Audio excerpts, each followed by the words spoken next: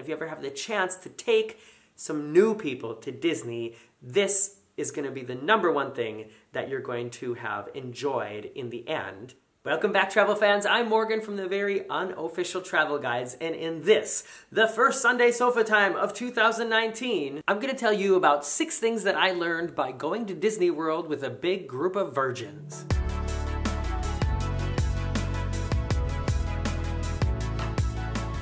Happy New Year, everybody. It's great to be back here in front of the red sofa. I'm so glad that you're here. I hope you had a great New Year's celebration. And to start the year off, I wanted to start it off with some Disney information.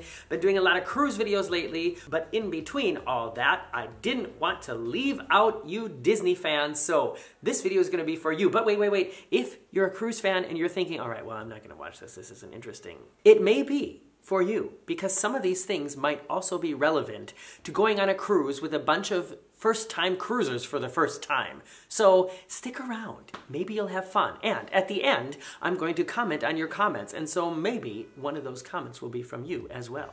3 of these things are kind of like critical, like kind of negative, like things I guess I wish I had known in advance or thought more about in advance. And the other 3 are like positive things, like things I didn't realize would be better with a group. If you've been following me for a while, you know that in the end of November, Marcus and I invited my nieces and nephew to come with us to Disney, and in turn, my sister and her husband and my mom came with as well. So all in all, we were 9 people, and only Marcus and I had been to Disney before.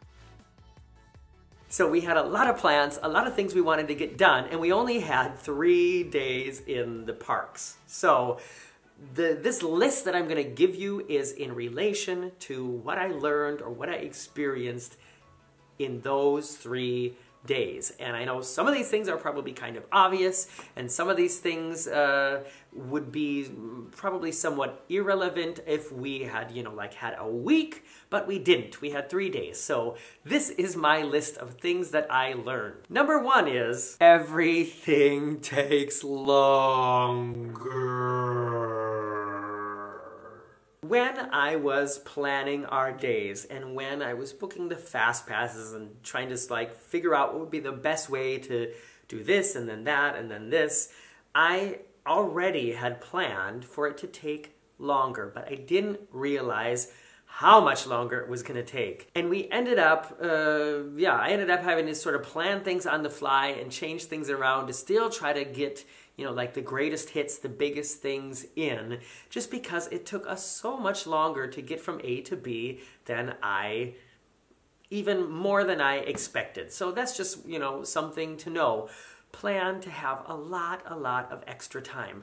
Marcus and I have been to the park so many times. It's just the 2 of us. We have the same, mindset, and we know when we are here and we want to go there, we don't even have to talk to each other about it. We just know how we're going to get there. We weave in and out of the crowd. We're only 2 people. We walk fast. It's so much different when you've got 7 people with you who've never been there, who don't only know, where things are, but who also, their eyes are just open to things that they've never seen before, and so they want to stop and take things in. And it was hard sometimes to keep people motivated and keep people moving, because I felt guilty for not giving them time to really stop and look at the Tree of Life or stop and take a good look at Cinderella's castle, because I was we gotta get to our fast pass. So just keep that in mind. Everything's gonna take much longer. The next thing on the list is to keep everybody happy. I think eventually you should plan on splitting up.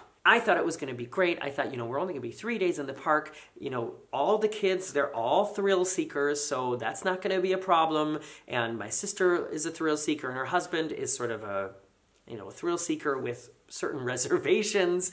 My mom, not at all, but she's fine to just hang out and, carry the bags and stuff like that. But I just, realized that eventually some of the things that we were interested in doing, the only way that we were going to be able to get it all in is if some people went and did this and some people went and did that. And then, you know, this group didn't get to do that and this group didn't get to do that. So we ended up splitting up 2 nights. 2 nights we split up, and it actually really helped us get some things done. And I think eventually, or I think in the end, that just kept everybody happier. So some more advice I can give to you: planning to keep the group together for the entire vacation is just not realistic. Here's another thing that I kind of expected to go like it went, but this is another thing that went a little bit less advantageous than I even expected, and that is doing 2 parks in one day with a group of newbies or a group of virgins. It's just not a good idea.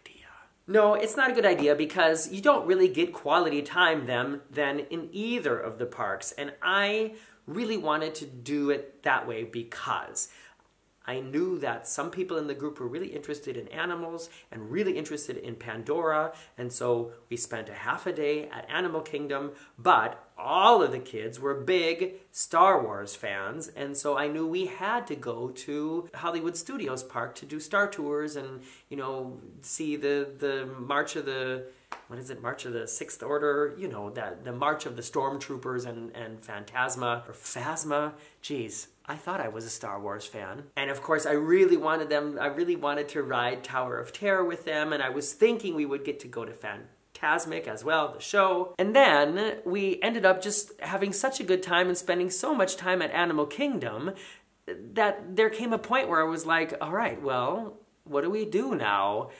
Either we just stay here and really enjoy the rest of the day here, and then we miss all the Star Wars stuff, we miss Tower of Terror, we don't go to Fantasmic, or I just tell everybody, all right, you guys, we're done here, we can't see anything else at this park, we need to get going over to the studios. And that's what I did. So we got, you know, like a good half a day at Animal Kingdom, and then we got like 3 hours at the studios.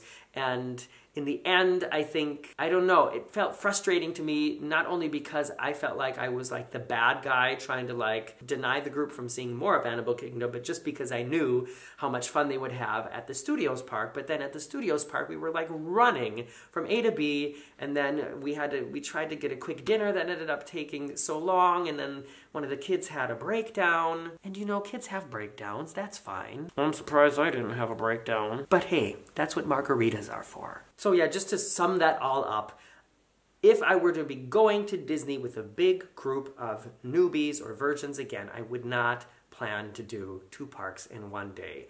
If I was going back with the same group that I was just with now, it would be totally different, because now everybody knows which is, you know, what stuff is in each park. And then if they on their own decide they want to stay in Animal Kingdom all day, then they know what they're missing. But in this case, it was different. And so that's why I forced them to leave the one park to go to the other, because I knew they would want to see it in the end. Next time, it'll be totally different. This tip is only for going with brand new people. All right, so now moving on to the 3 things that were actually like better with the group. And the first thing is something that I really did not expect, and that is when you're with a bigger group of people of different ages and different interests, waiting in line goes by so much faster. Yes, I was totally surprised at how much fun we had in line, just because there was always somebody who wanted to play a game, or who was, you know, who wanted to do riddles, and we played heads up, and we talked about the parks, and there were, you know,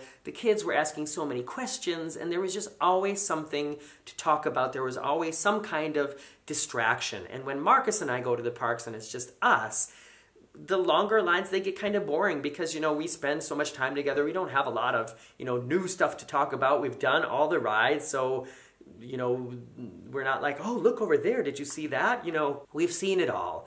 And being with this group of people where, you know, everything was new and everything was an adventure and experience, it just made waiting in line go by so much faster. So that was a big plus. Another thing that I thought was a big plus was it kind of motivated us to do some things that we hadn't done in a while. You know, sort of like ride It's a Small World. We wanted to make sure that they got the entire rounded Disney experience. We ended up walking past some things and spending time looking at some things and going on rides that we hadn't been on for a couple years, just because we were like, okay, well, I've done that once, I don't need to do it again. And that kind of ties into the third and final thing, and I think ultimately this is a really important thing and a really great reason to go with a group of new people. And if you ever have the chance to take some new people to Disney, this is going to be the #1 thing that you're going to have enjoyed in the end. But before I get to that, please forgive me for doing this. All right, I'm going to give you that tip now, and that is watching the new people experience these fantastic Disney rides, you know, to be part of these stories, to have, you know, the kids meet the characters for the first time, to see their faces the first time the fireworks, you know, explode behind Cinderella's castle, to have, you know, come around the corner and see Elsa singing Let It Go and then start, you know, going backwards down the waterfall, to experience all that and to see their faces and to hear the things they say and to see how excited they are when it's over. All that will make you remember why you fell in love with going to Disney in the first place. And for me, that's like, that makes all these sort of negative side of it, all the stress that it took to plan it all, that made it all worth it. Not only just, you know, creating the memories that we'll all have now for the rest of our lives, but also just because it reminded me again of why we go back there so often, and it made me look at details and look at things that I just hadn't thought about for so long, because we had been there so many times and seen the same things, you know, over and over. But going with new people will make you look at it all through new eyes again. And it was just a huge, huge bonus. And that's my list. So now comes the time on Sunday Sofa Time where I comment on your comments live on air.